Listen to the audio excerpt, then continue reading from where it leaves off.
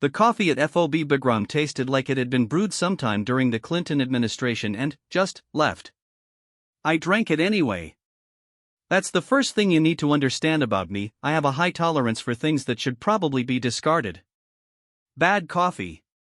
Worse assignments. Men who look at the combat patch on my shoulder and, then, immediately look for the man who must have earned it. My name is Staff Sergeant Renata Voss, and I had been in country for 11 months, 3 weeks, and I checked my watch about 4 hours when the SEAL walked in. You always know when SEALs walk into a room. It's not the beard. Half the guys at Bagram had beards by that point, some regulation, some not, most just a practical response to the fact that shaving in a forward operating base bathroom at 0430 while a generator rattled the walls was a special kind of misery nobody needed. It's not the gear, either. Gear is gear. It's the walk. SEALs walk like they've already decided the outcome of every situation they're about to enter. The room, the conversation, the fight, all of it pre-concluded in their heads before their boots hit the floor. Some guys find it inspiring. I find it the same way I find most things I can't immediately classify, interesting, and worth watching. This one was tall. Not dramatically tall, but tall enough that he had to tip his chin slightly when he came through the doorway, which he did with the ease of a man who has been doing it his whole life. Brown beard, going a little copper near the jaw. Eyes the color of dust, not blue, not gray, somewhere in the middle where neither commits. His name tape read Calloway, and he had the look of a man who had recently slept 4 hours and considered it luxurious. He grabbed coffee. He did not look at me. Most people looked at me. Not always for bad reasons, but always. I am not a small woman. I am 5'9", I have forearms that my high school track coach once described as agricultural, and I have tattoos from the base of my left wrist to the cap of my right shoulder, a full sleeve on one side, a half sleeve migrating toward completion on the other. In a mess hall full of men who had a tribal armband and, maybe their kid's birthday in Roman numerals, I was a topographical map of a life they hadn't lived. Calloway poured his coffee. He turned. He looked. Not at my face first. That's fine. People never look at my face first. They start at the ink, and the ink tells them something, and then they look at my face to see if the math checks out. I watched him do the calculation. He pulled out the chair across from me, not asking, because SEALs don't ask, they execute, and set his mug down with the careful deliberateness of a man who has learned not to make unnecessary noise. What's with all the tattoos, lady? No preamble. No good morning. No introduction. Just the question that had been living in his eyes since he clocked me from the doorway. Around us the mess hall did its early morning thing. Generators hummed. 2 privates argued in low voices about something involving a PlayStation and a moral debt. Somewhere outside, a rotor coughed to life, Chinook, probably, the particular bronchitis rattle of it familiar by now as a ringtone. The smell of powdered eggs and diesel fuel and the particular body odor signature of 200 people who had all learned to conserve water at the same time. Ordinary. All of it ordinary. The kind of ordinary that only exists in places where extraordinary is one radio call away. I looked at Calloway across my terrible coffee. Depends which ones you're asking about, I said. Chapter 2: The language of permanent things. He waited. SEALs are patient like that, not passive, patient. There's a difference. Passive is a door that swings both ways. Patient is a locked room, and the waiting is the lock. I set my mug down. You got time? I asked. Until the brief at 0700. I checked my watch. 90 minutes. Long enough? I pushed my left sleeve up past the elbow. The tattoo that lives there is a crow, not a stylized crow, not a decorative crow, but a crow drawn the way crows actually look, which is aggressive, slightly ratty, and completely unbothered by your opinion of it. Under the crow, in handwriting that looks nothing like a tattoo font because it is handwriting, my sister Delia's, translated onto my skin by a woman in Fayetteville who worked out of a shop the size of a generous closet, 2 words. Still here. Calloway looked at it. He didn't say anything. Good sign. My sister Delia, I said.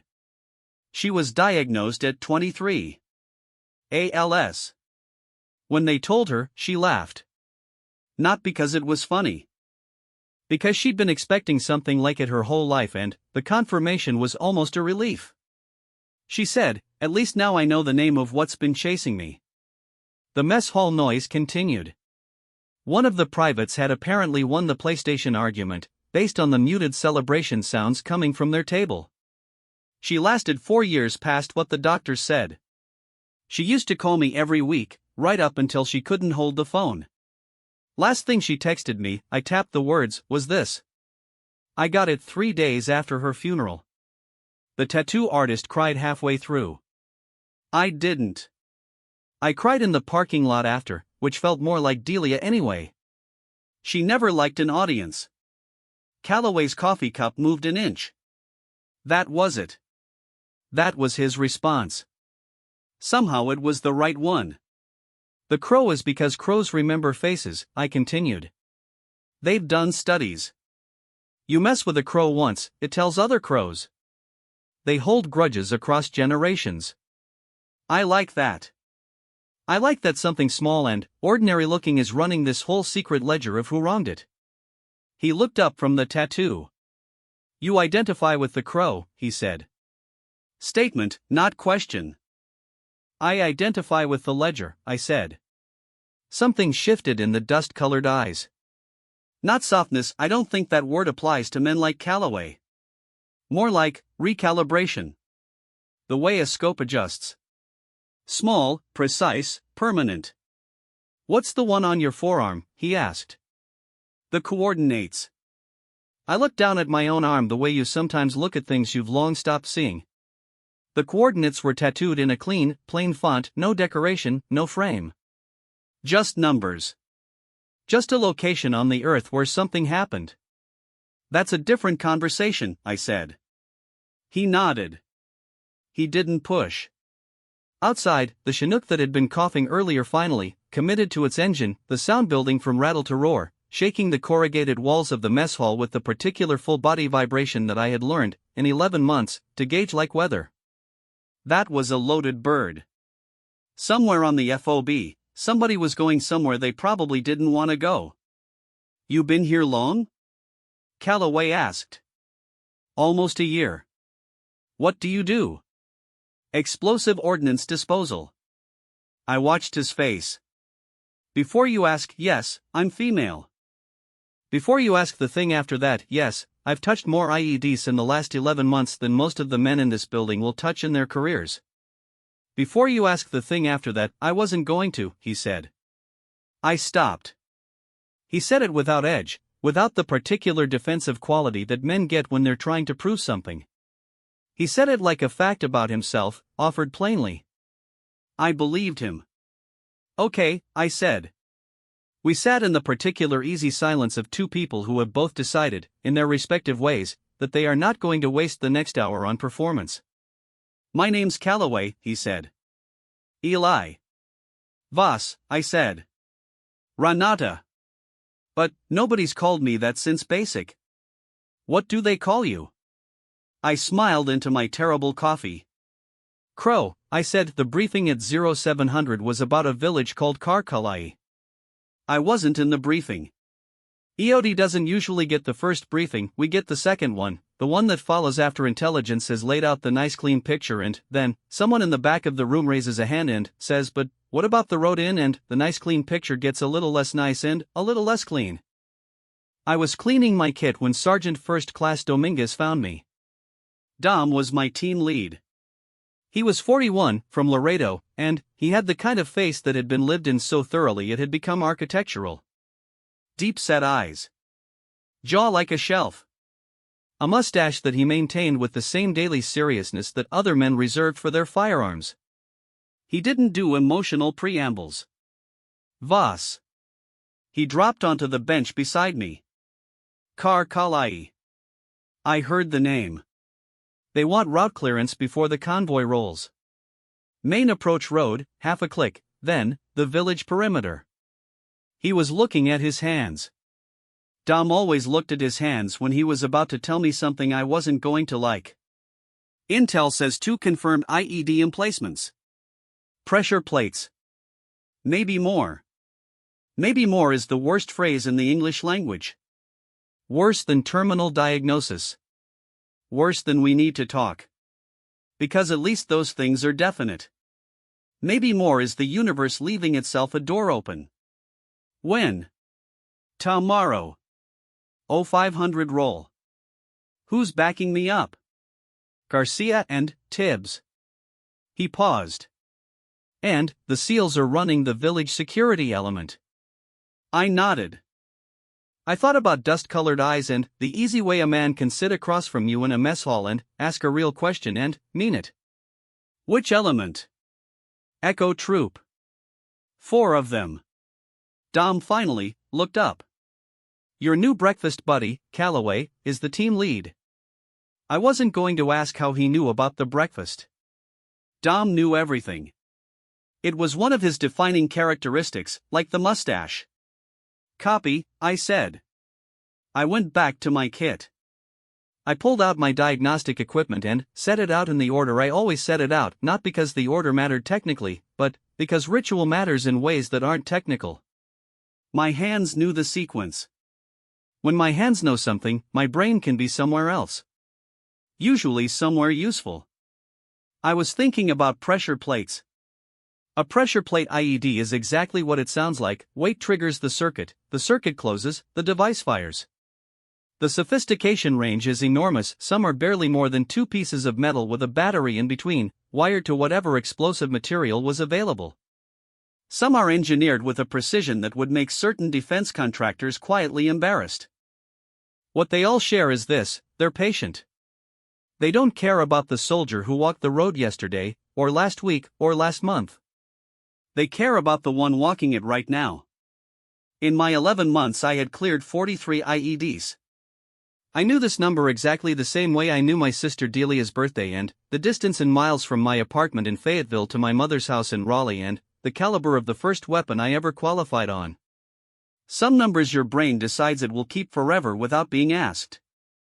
43. None of them had fired.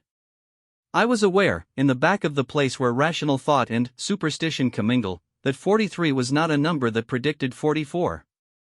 I tightened a connection on my diagnostic kit and moved on. Chapter 4: The road to Karkalaya. The desert at 0500 is a different country than the desert at noon. At noon it's all glare and gravel and the specific resentment of a landscape that was never built for human occupation. At 0500 it's cold, legitimately, genuinely cold in the way that surprises people who think desert means heat, and there's a quality to the pre-dawn darkness that I've never been able to name accurately. It's not peaceful. Peace implies the absence of threat. What the desert is at 0500 is waiting. Just waiting. I pulled my gloves on. Garcia was behind me doing the same. Tibbs was running a last check on the Husky, our mine detection vehicle, a battered South African-built machine that I had come to regard with the complicated tenderness of someone loving an unreliable car that has never once left them stranded. The 4 SEALs materialized from the vehicle staging area the way SEALs generally materialize, without a lot of announcements, already fully formed. Calloway was in front. He caught my eye, did a small nod, and went back to his team. I appreciated the economy of that.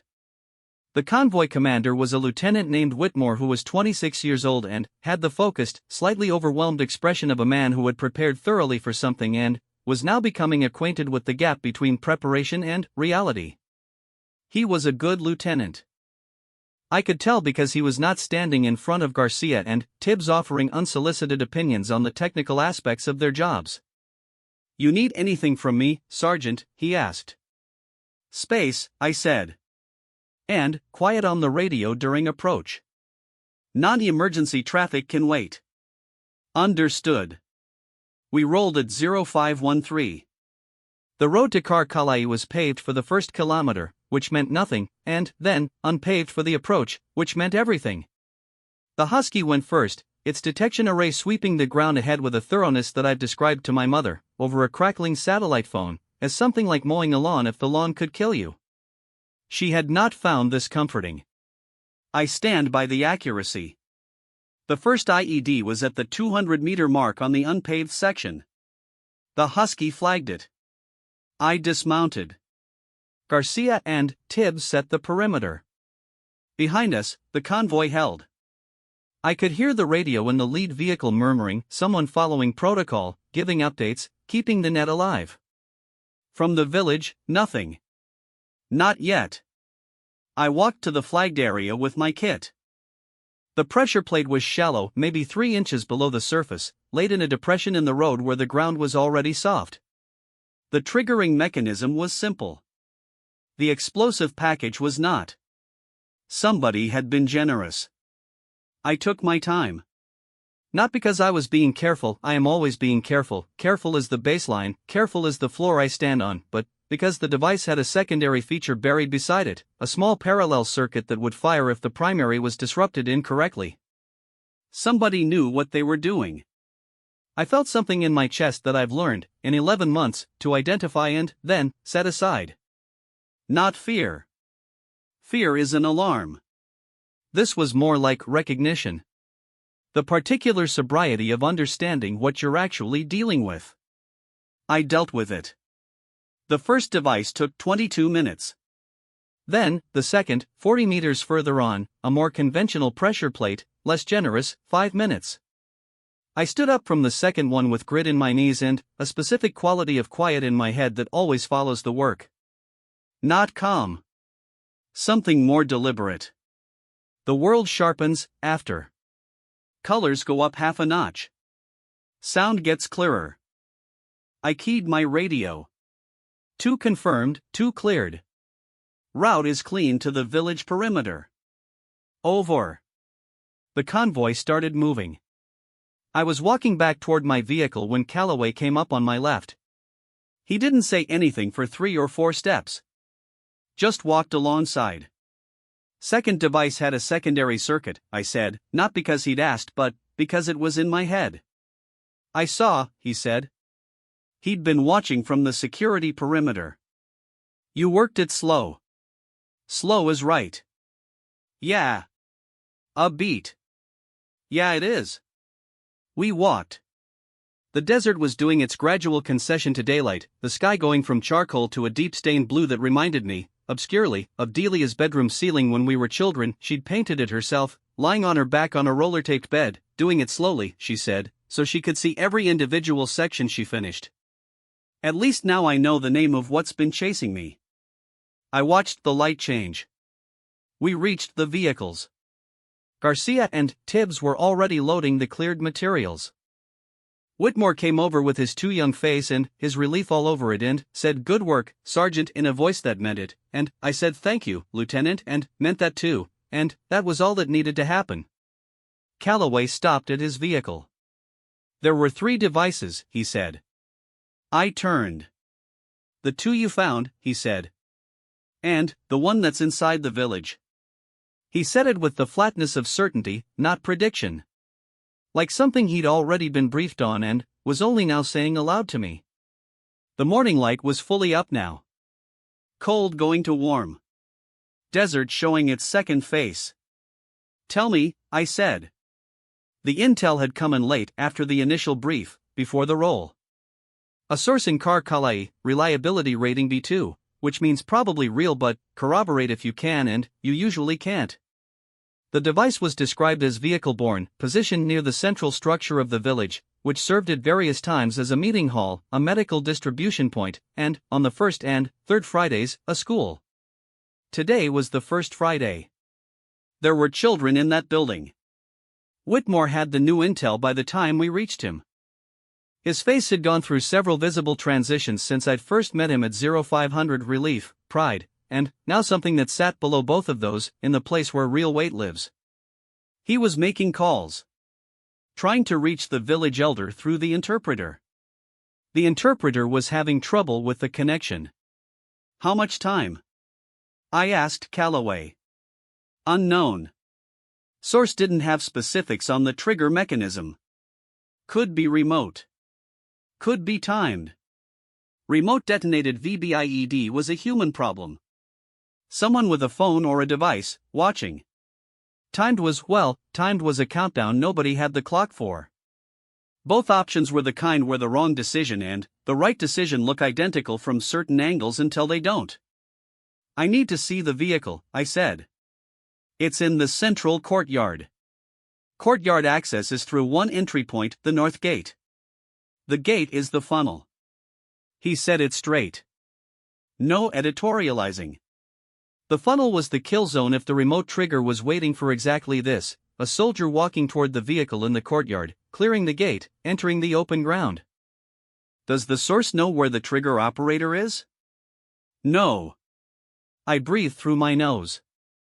The desert wind had picked up the way it does mid-morning, throwing fine dust that coats the inside of your throat and makes everything taste like mineral. I'd stopped noticing it months ago. I noticed it now. Garcia came up beside me. He had his helmet off. He always took his helmet off when things were about to get complicated, as if he needed more blood reaching his brain for the hard thinking, and he was looking at the village entrance, 200 meters away, with the serious, methodical expression of a man going through a checklist in his head.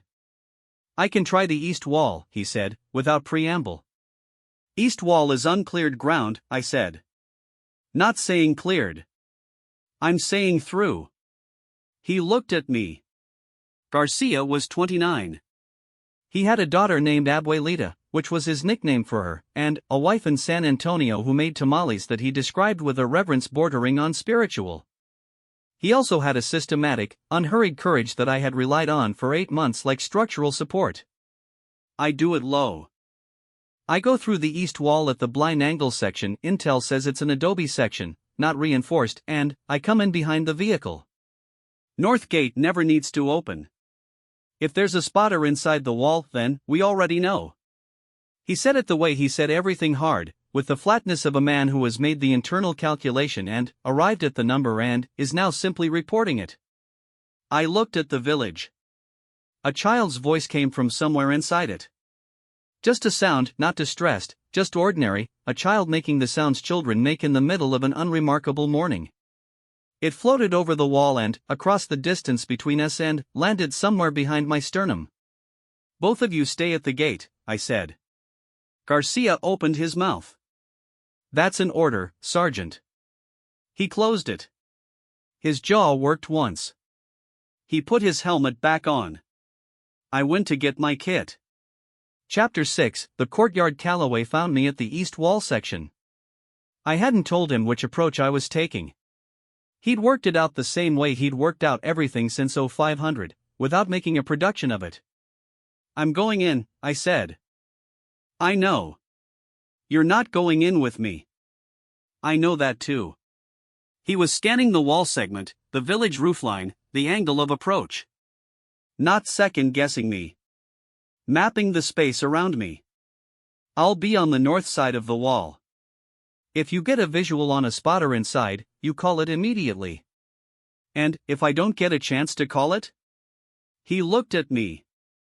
Then, I'll know anyway, he said. It was not reassuring. It was honest, which is better. The adobe section crumbled more than I'd expected under careful applied pressure. Garcia had been right about that, at least. I made a gap wide enough for my body and my kit bag, and I went through low and slow and on my left side because the right side of my body is the side I favor and the side I'd rather land on if something went wrong. The courtyard was smaller than the satellite imagery suggested, which they always are. Imagery flattens everything, makes distance generous. In person, the geometry was cramped. Central structure to my left, roughly 15 meters.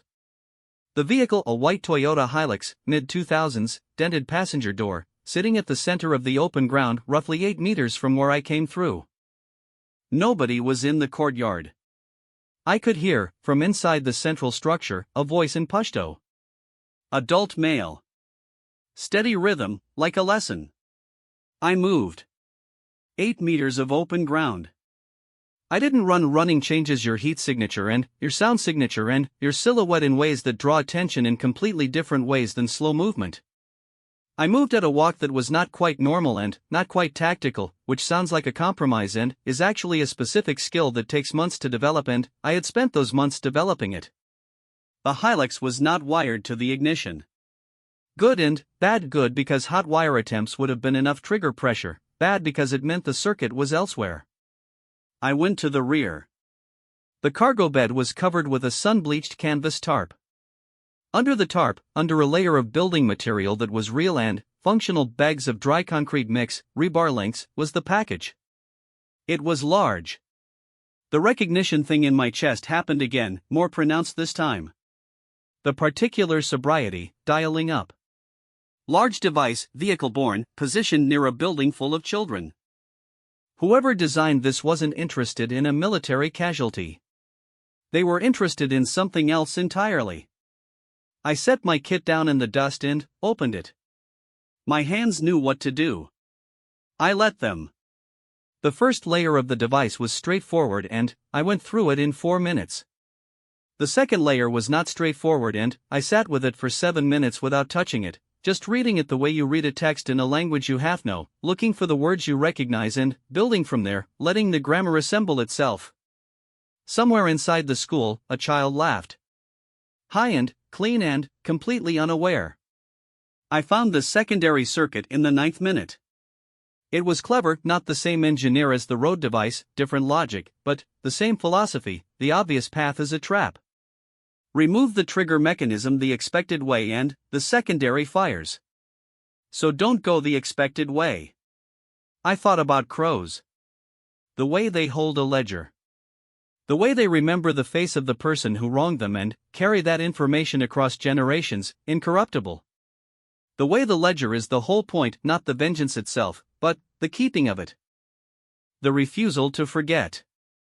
I found the alternative path through the circuit. I took it. The device went quiet the way all devices go quiet, completely, and without ceremony. One moment it was a potential event. The next it was just metal and wire and explosive material, inert, stripped of its future by someone who had spent 23 minutes in the dust of an Afghan courtyard being very, very patient. I sat back on my heels. My hands were shaking. They do that after, sometimes.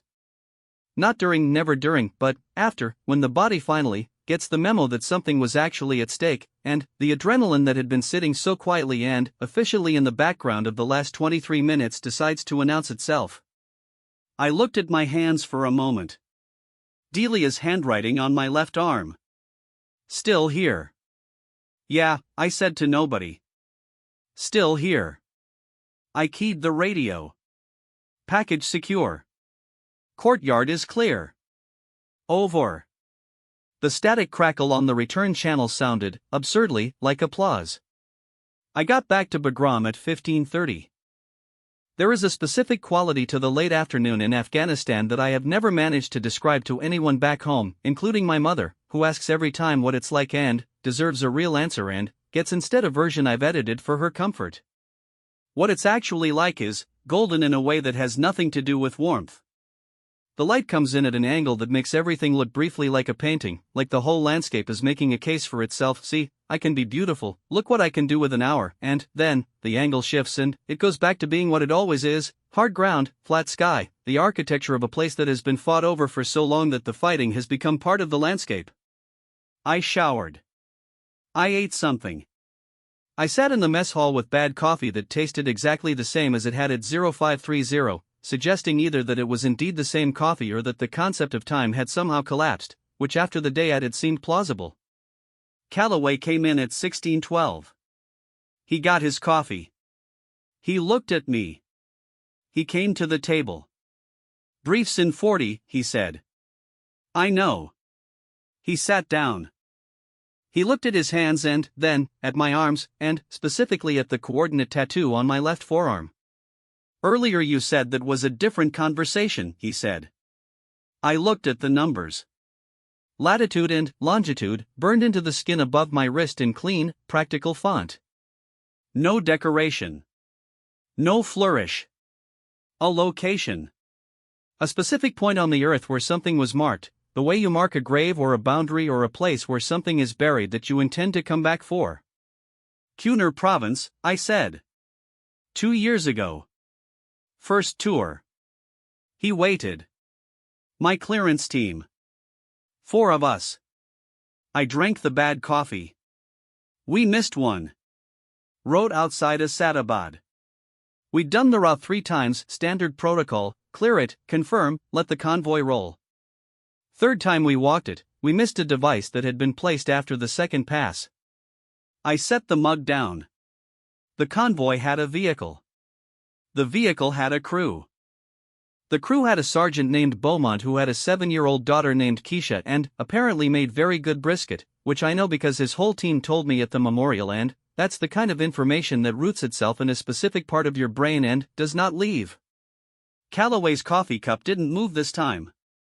He was very still. The investigation cleared us, I said. The timing window was within acceptable operational parameters. The device placement was subsequent to our final sweep. There was nothing we could have done under the SOP. I paused. I've read those words a lot. They say true things. They don't say enough. The coordinates, he said. The exact point where it happened. I needed something permanent. Something I'd see every day. Not as punishment. I looked at the numbers. Because Beaumont deserves a ledger. His name in it. His 7-year-old, his brisket. All of it written somewhere I can't lose.